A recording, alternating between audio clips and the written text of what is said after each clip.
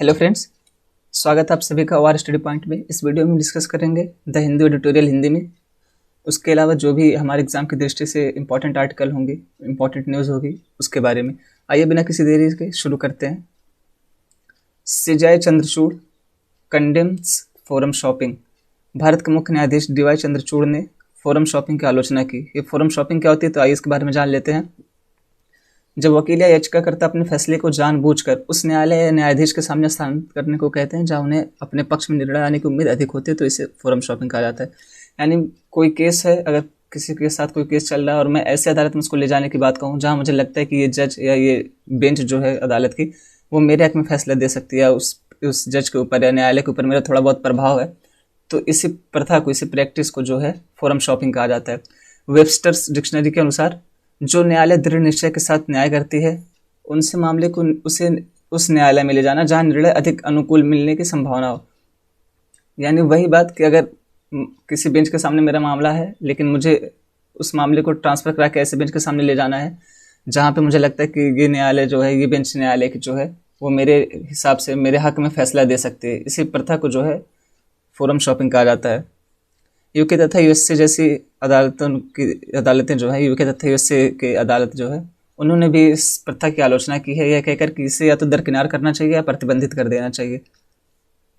सामान्यतः देशों ने फोरम शॉपिंग से निपटने के लिए फोरम गैर सुविधाजनक सिद्धांत का प्रयोग किया। इसके तहत क्या होता है, फोरम गैर सुविधाजनक सिद्धांत के तहत, इसके तहत अदालतों को पावर दी गई है, यह शक्ति दी गई है, विशेषाधिकार दिया गया है कि अदालतें किसी केस से चाहें तो खुद को अलग रख सकती हैं।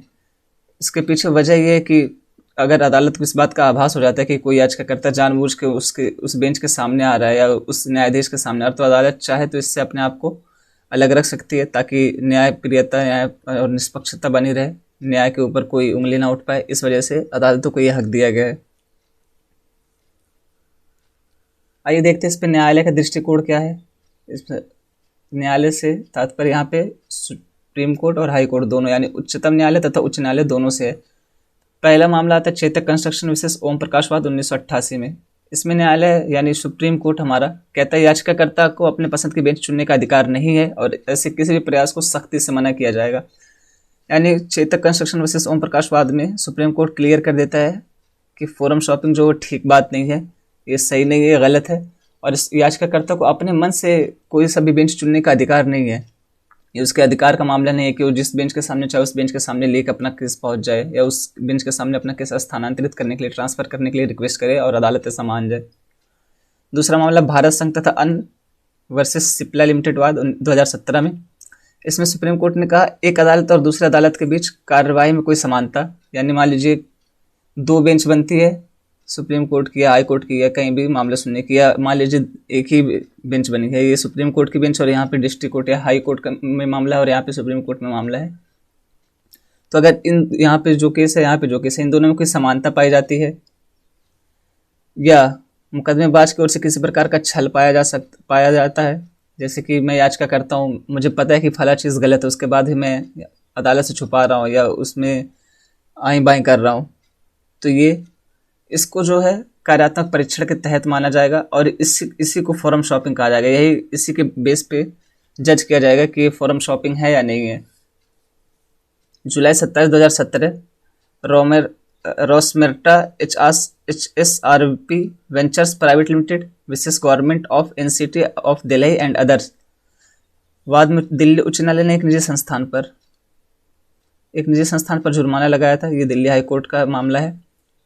22 मार्च 2022 को विजय कुमार घाई विशेष पश्चिम बंगाल राज्य मामले में न्यायाधीश अब्दुल एस नज़ीर तथा कृष्णा मुरारी, ये सुप्रीम कोर्ट के जज हैं दोनों, इनकी एक बेंच बनी थी जो विजय कुमार घाई विशेष पश्चिम बंगाल मामले में। तो इन्होंने कहा था कि ये जो फोरम शॉपिंग है, ये अदालतों द्वारा विवादित अभ्यास है जिसकी कानून में कोई मंजूरी नहीं है। अन्य मामले क्या है, तो अप्रैल 26, 2022 में जोधपुर बेंच ने, राजस्थान हाईकोर्ट की जोधपुर बेंच ने Dhanvantari institute of medical sciences versus Rajasthan राज्य मामले में फोरम शॉपिंग के लिए 10 लाख जुर्माना लगाया था। मार्च 28, 2023 को डॉक्टर खैरुन्निसा तथा अन्य वर्सेस जम्मू कश्मीर केंद्र शासित प्रदेश तथा अन्य मामले में जम्मू कश्मीर उच्च न्यायालय ने याचिकाकर्ता पर 1 लाख का जुर्माना लगाया था। यानी देख रहे हैं कि कहीं भी कोई सी भी हाई कोर्ट हो, सुप्रीम कोर्ट हो, ये लोग फोरम शॉपिंग को गलत बता रहे हैं और याचिकाकर्ता पे अगर ऐसा उसमें कोई संलिप्त पाया जा रहा है, मुकदमा करने वाला या वकील कोई भी उसमें संलिप्त पाया जाए, तो उसके ऊपर अच्छे से जुर्माना ठोका जा रहा है, अच्छे से जुर्माना लिया जा रहा है उन लोगों से। तो ये फोरम शॉपिंग सही नहीं है। इसके पीछे वजह क्या है? जाहिर सी बात है कि अगर कोई मामला चल रहा है और मैं उसको अपने मनपसंद जज के पास, अपने मनपसंद न्याय बेंच के पास लेके जाना चाहता हूँ, तो ये गलत है ना। ऐसे थोड़ी होता है। हो सकता है कि वो उसके ऊपर मेरा प्रभाव हो और इससे न्याय पर असर पड़ेगा, न्याय व्यवस्था पर असर पड़ेगा। पूरी तरीके से जुडिशरी जो है, न्यायपालिका, उस पर विश्वास कम हो जाएगा लोगों का। इस तरीके से बहुत सारी प्रॉब्लम हो जाएगी। इसलिए फोरम शॉपिंग को सही नहीं माना जाता है। नेक्स्ट आर्टिकल देखते हैं। नेक्स्ट आर्टिकल है भारतीय प्रधानमंत्री जो ऑस्ट्रेलिया दौरे पे गए थे उसके बारे में। तो वहाँ पे जब प्रधानमंत्री ऑस्ट्रेलिया में भारतीय मूल के लोगों को संबोधित कर रहे थे, तो वहाँ पे प्रधानमंत्री ने अपने भाषण में 3C, 3D और 3E का जिक्र किया। प्रधानमंत्री जी ने कहा कि पहले भारत और ऑस्ट्रेलिया के संबंधों के बारे में कहा जाता था कि ये 3C पे आधारित है, जिसमें 3C का मतलब है कॉमनवेल्थ, क्रिकेट और करी। उसके बाद प्रधानमंत्री जी ने कहा कि अब 3D पे आधारित है, यानी डेमोक्रेसी, डायस्पोरा और दोस्ती। डायस्पोरा से मतलब है कि भारत के लोग जो ऑस्ट्रेलिया में रहते हैं और ऑस्ट्रेलिया के लोग जो भारत में रहते हैं, इसको डायस्पोरा बोला जाता है। और प्रधानमंत्री ने यह जिक्र करते हुए कहा कि कुछ लोग कहते हैं कि भारत ऑस्ट्रेलिया संबंध अब 3E पे भी आधारित हैं, जिनमें है एनर्जी, एजुकेशन और इकोनॉमी। आइए हम भारत ऑस्ट्रेलिया संबंधों के बारे में विस्तार से जानते हैं। 1941 में भारत के वाणिज्यिक दूतावास को पहली बार ऑस्ट्रेलिया में व्यापार कार्यालय के रूप में खोला गया था। 1998 में ऑस्ट्रेलिया ने भारत के परमाणु परीक्षणों की निंदा की थी। जब हम 1998 में पोखरण में परमाणु परीक्षण कर रहे थे, तो ऑस्ट्रेलिया ने इसकी निंदा की थी। जाहिर सी बात है कि अगर कोई सभी देश किसी भी देश की निंदा करेगा तो दोनों के बीच जो संबंध हैं वो अनुकूल नहीं रह जाएंगे, उनमें खटास पड़ जाएगी। तो ऐसा ही हुआ और दोनों देशों के मध्य जो है संबंध एकदम निम्नतर स्तर पर पहुंच गए थे, एकदम खराब स्थिति में थे। फिर से 2014 में ऑस्ट्रेलिया और भारत के बीच जो है समझौता हुआ। किस चीज़ को लेकर? तो यूरेनियम आपूर्ति को लेकर के। हालांकि भारत परमाणु अप्रसार संधि का सदस्य नहीं है, उसके बाद भी समझौता किया ऑस्ट्रेलिया ने इस चीज़ के लिए। और ये चीज़ परमाणु अप्रसार संधि ऐसी संधि है जिसके तहत सदस्य देशों को ही यूरेनियम की आपूर्ति की जाएगी और इसका प्रयोग जो है ऊर्जा के क्षेत्रों में या अन्य क्षेत्रों में किया जाएगा, लेकिन परमाणु हथियार बनाने के लिए इसका प्रयोग नहीं किया जा सकता। परंतु भारत इसका सदस्य ना हो तो भी ये समझौता करने वाला पहला देश बन गया था। द्विपक्षीय व्यापार देख लेते हैं। तो दोनों के बीच जो है द्विपक्षीय व्यापार 27.5 बिलियन अमेरिकी डॉलर का था 2021 में, 27.5 बिलियन अमेरिकी डॉलर का। और अगले 5 वर्षों में इसके लगभग 50 बिलियन अमेरिकी डॉलर पहुंचने की संभावना है। ऑस्ट्रेलिया जो भारत का 17वां बड़ा भागीदार है और भारत जो है ऑस्ट्रेलिया का 9वां सबसे बड़ा भागीदार है। सामरिक संबंधों की बात करते हैं तो 2020 में भारत ऑस्ट्रेलिया वर्चुअल शिखर सम्मेलन के दौरान द्विपक्षीय संबंधों को रणनीतिक साझेदारी से व्यापक रणनीतिक साझेदारी में परिवर्तित कर दिया गया, यानी संबंधों को और नेक्स्ट लेवल पे ले जाएगा, एक कदम और आगे ले जाएगा। बात करते हैं भारत ऑस्ट्रेलिया के सामरिक संबंधों की। तो 2020 में भारत ऑस्ट्रेलिया वर्चुअल शिखर सम्मेलन के दौरान रणनीतिक साझेदारी में व्यापक रणनीतिक साझेदारी को व्यापक रणनीतिक साझेदारी में परिवर्तित कर दिया गया, यानी संबंधों को नेक्स्ट लेवल पे लेके जाएगा, एक कदम और आगे लेके जाएगा। 2021 में COP26 में दोनों देशों के प्रधानमंत्री मिले थे। उसके अलावा प्रवासन और गतिशीलता भागीदारी व्यवस्था पर आशय पत्र साइन हुआ। ये दोनों देशों के बीच जो है कौशल आदान प्रदान के लिए साइन किया गया है। रक्षा क्षेत्र की बात करें तो सितंबर 2021 में 2+2 मंत्री स्तरीय संवाद हुआ था। इसमें क्या होता है कि दोनों देशों के रक्षा मंत्री और बाह्य मामला मंत्री या विदेश मंत्री मिलते हैं और आपसी बातचीत करते हैं। जून 2022 में ऑस्ट्रेलिया के उप प्रधानमंत्री एवं रक्षा मंत्री भारत के दौरे पर आए थे। जून 2020 में म्यूचुअल लॉजिस्टिक सपोर्ट एग्रीमेंट पर हस्ताक्षर किया दोनों देशों ने। मालाबार अभ्यास में दोनों देश साथ रहते हैं। मालाबार अभ्यास जो है क्वाड का अभ्यास है। इसमें जापान, ऑस्ट्रेलिया, USA और भारत 4 देश शामिल है क्वाड में। आर्थिक क्षेत्र की बात करें तो आर्थिक सहयोग और व्यापार समझौता दोनों देशों के बीच हुआ है, जिसके तहत कस्टम ड्यूटी कम कर दी गई है कुछ सामान पे, कुछ को टैक्स फ्री कर दिया गया है दोनों देशों में। Supply chain resilience initiative SCRI, इसके तहत भारत, जापान और ऑस्ट्रेलिया ये तीनों मिलकर काम करते हैं हिंद प्रशांत क्षेत्र में जो है आपूर्ति श्रृंखला को लचीला बनाने के लिए। शिक्षा क्षेत्र में देखें तो मार्च 2023 शैक्षिक योग्यता की पारस्परिक मान्यता, ये शैक्षिक योग्यता की पारस्परिक मान्यता समझौता किस लिए किया गया है? तो ये इसलिए किया गया कि जो दोनों देशों के बीच स्टूडेंट हैं, छात्र हैं, उनके आवागमन को, उनकी गतिशीलता को सुविधाजनक बनाया जा सके, उनको आसान किया जा सके। डिकेन विश्वविद्यालय ऑस्ट्रेलिया का विश्वविद्यालय है ये भारत में अपनी पहली शाखा या अपना पहला परिसर खोलने वाला है। तो कहाँ खोलेगा? ये गुजरात में खोलेगा। और यही क्वेश्चन यूपी पीसीएस 2023 में प्री में पूछा गया है कि डिकेन विश्वविद्यालय कौन सा विश्वविद्यालय जो है ये ऑस्ट्रेलिया का, या ये सॉरी ऑस्ट्रेलिया का नहीं, ये कौन सा विश्वविद्यालय भारत में अपना पहला परिसर स्थापित करेगा। 1 लाख से अधिक भारतीय छात्र ऑस्ट्रेलिया विश्वविद्यालय में उच्च शिक्षा हासिल कर रहे हैं। बहुपक्षीय मंचों पर सहयोग देखें तो दोनों देश क्वाड के सदस्य हैं, कॉमनवेल्थ के सदस्य हैं, इंडियन ओशन रिम एसोसिएशन के सदस्य हैं, आसियान क्षेत्रीय फोरम के सदस्य हैं और पूर्वी एशिया शिखर सम्मेलन में भाग लेते हैं। ऑस्ट्रेलिया एशिया प्रशांत सहयोग क्षेत्र में जो है भारत की सदस्यता का समर्थन करता है। दोनों देश विश्व व्यापार संगठन के संदर्भ में 5 इच्छुक पार्टियों के सदस्यों के रूप में भी सहयोग करते हैं।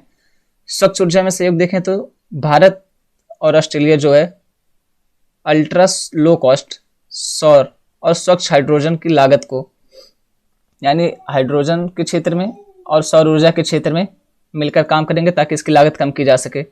भारत ने अंतर्राष्ट्रीय सौर गठबंधन के तहत प्रशांत महाद्वीपीय देशों को 10 मिलियन ऑस्ट्रेलिया डॉलर की सहायता प्रदान करने की घोषणा की है।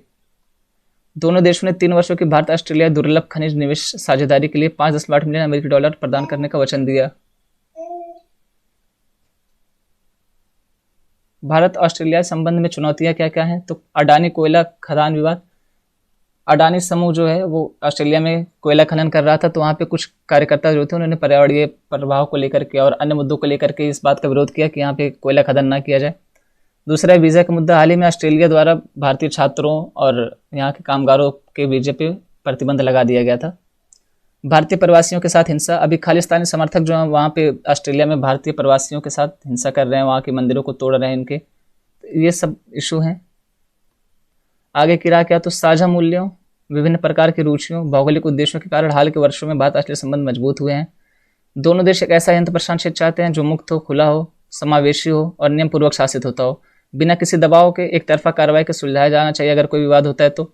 भारत ऑस्ट्रेलिया द्विपक्षीय शिखर सम्मेलन जैसी पहल, भारत ऑस्ट्रेलिया के बीच नए सिरे से संबंध, इंडो पैसिफिक में नियम आधारित आदेश सुनिश्चित करने में सक्रिय भूमिका निभाने के लिए दोनों देशों के बीच संबंधों को और मजबूत करने का अवसर प्रदान करती है। इसके अलावा 9.76 लाख लोग ऑस्ट्रेलिया में रहते हैं भारत के। उन्होंने ये कहा है कि हम सब भारतीय मूल के हैं, यानी ऑस्ट्रेलिया में रहने वाली जनसंख्या में 9.76 लाख लोगों ने अपने आप को भारतीय मूल का माना है। इसके अलावा दोनों ही देश लोकतांत्रिक देश हैं। ये सारे ऐसे पॉइंट हैं जिनको आप आंसर राइटिंग में कंक्लूड कर सकते हैं।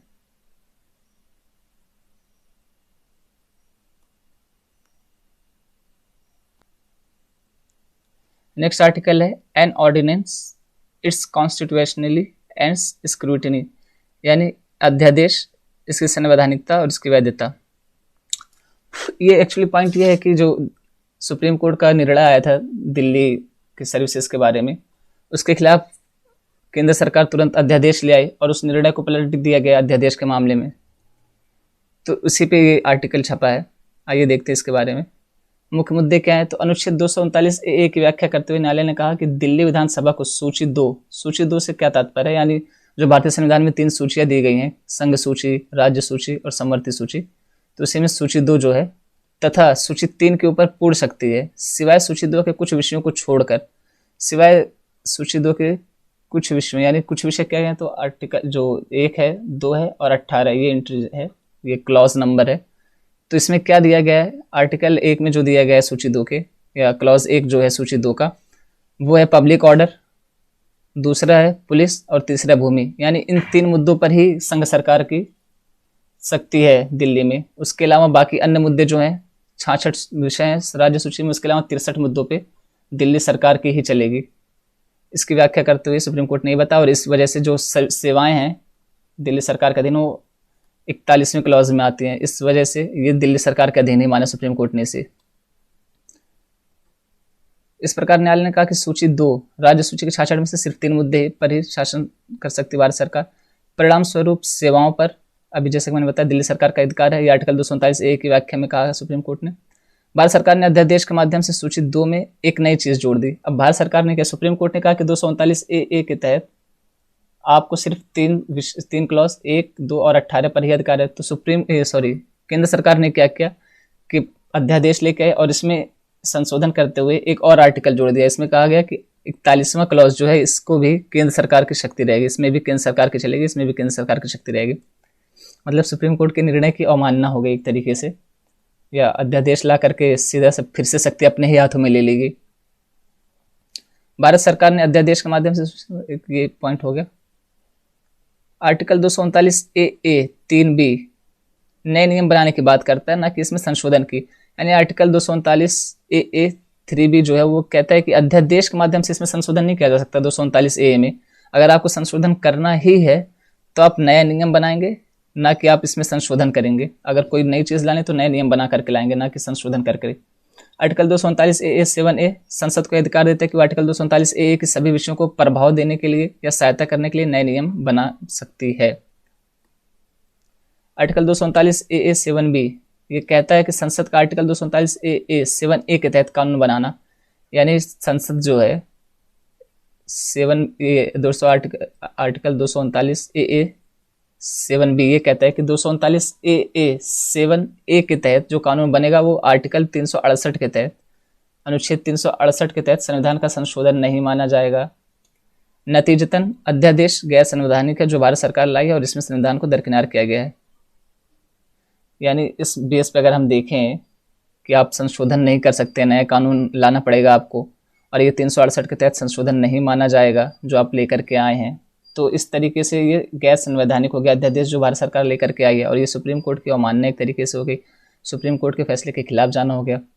आर्टिकल 123 जो है आर्टिकल 368 का विकल्प नहीं है। ये सुप्रीम कोर्ट ने अपने केस में कहा था कि आर्टिकल 123 में क्या है, तो अध्यादेश है, संघ सरकार का अध्यादेश है, और 368 क्या है, तो इसमें संविधान का संशोधन है। ये जो है 123 का प्रयोग बार बार ये देखा जाता है कि राज्य सरकार जो हो गई या केंद्र सरकार जो हो गई अध्यादेश ला करके किसी नियम कानून में परिवर्तन कर देती है आसानी से, क्योंकि अगर कोई नियम कानून आएगा तो उसको पूरा प्रोसेस से गुजरना पड़ेगा, लोकसभा, राज्यसभा, फिर राष्ट्रपति के पास, उसमें समय भी लग जाएगा और हो सकता है कि वो रिजेक्ट भी हो जाए।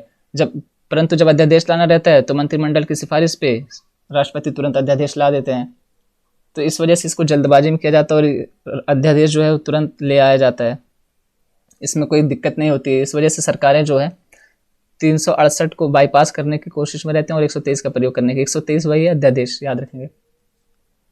जब उच्चतम न्यायालय ने निर्णय दिया तो क्रमशः आर्टिकल 141 तथा 144 के तहत, यानी अगर सुप्रीम कोर्ट कोई आदेश दे रहा है, कोई निर्णय दे रहा है, तो आर्टिकल 141 और आर्टिकल 144 के तहत ये भारत में रहने वाले सभी जो संस्थाएं हैं, सारे कोर्ट जो हैं उनके ऊपर बाध्यकारी है। ऐसा नहीं कि सुप्रीम कोर्ट ने दिया तो सिर्फ वही माने, या जिसको कहा सिर्फ वही माने। अगर सुप्रीम कोर्ट ने कोई फैसला दे दिया, कोई निर्णय दे दिया, तो इसको सभी को मानना अनिवार्य है, इसका कोई विकल्प नहीं है, सबको मानना ही मानना पड़ेगा। आर्टिकल 123 जो है 141, 141 और 144 तीनों ही भाग 5 में है। भाग 5 क्या है संविधान का, तो भाग 5 है संघ सरकार, द यूनियन। और आर्टिकल 74 इन्हें समाप्त नहीं कर सकता। आर्टिकल 74 क्या है, तो इसमें कहा गया कि भारत का प्रधानमंत्री जो होगा, राष्ट्रपति जो होगा, उसको सलाह सहायता देने के लिए एक मंत्रिमंडल होगा, उसकी सलाह सहायता पर काम करेगा, ये कहा गया। तो सुप्रीम कोर्ट ने कहा कि आर्टिकल 74 जो है, ये आर्टिकल 123, 141, 144 इनको जो है समाप्त नहीं कर सकते, इनके प्रभाव को कम नहीं कर सकता है। यानी आप ऐसा नहीं कि अगर आपको सलाह और राष्ट्रपति को सलाह देने के लिए मंत्रिमंडल की व्याख्या की गई है या व्यवस्था की गई है, तो इसके बेस पे आप 123 जो है, 141 जो 144 जो है, इनको आप बाईपास कर देंगे। इस प्रकार न्यायालय की व्याख्या के अनुसार संविधान संशोधन आवश्यक था। यानी अगर केंद्र सरकार को इसमें 239 AA में संशोधन करना भी था, 1, 2 और 18 क्लॉज के अलावा कोई और क्लॉज जोड़ना भी था, तो वो अध्यादेश इसका विकल्प नहीं हो सकता था। यहाँ पे आपको संविधान संशोधन करना मस्ट था, इसके बिना अध्यादेश जो है गैर संवैधानिक माना जाएगा। आपको संविधान संशोधन करके ही ये लाना था कि 1, 2 और 18 के अलावा 41वां क्लॉज जो है उसको भी अब केंद्र सरकार के अधीन कर दिया गया है। कृष्णा कुमार सिंह विशेष बिहार राज्यवाद 2017 में सुप्रीम कोर्ट ने कहा कि आर्टिकल 123 के तहत राष्ट्रपति की शक्ति न्यायिक समीक्षा से परे नहीं है। ये कृष्णा कुमार सिंह विशेष बिहार राज्यवाद, बिहार राज्य मामले 2017 में सुप्रीम कोर्ट ने ये व्याख्या की थी कि जो अध्यादेश की शक्ति है राष्ट्रपति की, ऐसा नहीं है कि उसको न्यायिक समीक्षा के दायरे से बाहर रख दिया जाए, उसकी भी न्यायिक समीक्षा की जा सकती है, परंतु उसकी शर्त यह है कि अगर सुप्रीम कोर्ट को ये लगे कि जिस बेस पे अध्यादेश लाया गया है वो निष्पक्ष तरीके से नहीं लाया गया है, उसके लिए फैक्ट जो है वो उतने अवेलेबल नहीं थे, उसकी आवश्यकता नहीं थी, ऐसे ही ज़बरदस्ती लाया गया है सिर्फ कानून में संशोधन करने के लिए, तो सुप्रीम कोर्ट इसको नल एंड वाइड करार दे सकती है, यानी इसको शून्य घोषित कर सकती है। और सुप्रीम कोर्ट ने आगे ये भी कहा कि राष्ट्रपति के सामने प्रस्तुत साक्ष्य की जांच इस आधार पर कर सकती है कि यह न्याय संगत है या नहीं। और दूसरा पॉइंट ये है कि सॉरी, अध्यादेश की शक्ति कानून बनाने की समानांतर व्यवस्था नहीं है और न ही स्वतंत्र विधायी निर्मात्री संस्था है। यानी अध्यादेश की जो शक्ति है राष्ट्रपति को दी गई है, संघ सरकार को दी गई है, वो इसलिए नहीं दी गई है कि आप संसद के पैरेलल समानांतर आप कानून बनाते रहें। ये तभी दी गई जब बहुत इमरजेंसी हो और संसद का सत्र ना चल रहा हो, तब राष्ट्रपति को अध्यादेश बनाने का अधिकार दिया गया, ना कि ये कि आप हमेशा हर मामले में लेके आएँ और अध्यादेश के थ्रू उसको काम करा के निकल जाएं। तो ये इसको इस आधार पे supreme court null and void यानी कि शून्य घोषित कर सकती है, गैर संवैधानिक घोषित कर सकती है। ये कुछ वन लाइनर है जो अक्सर स्टेट पीसीएस और वनडे एग्जाम में पूछे जाते हैं।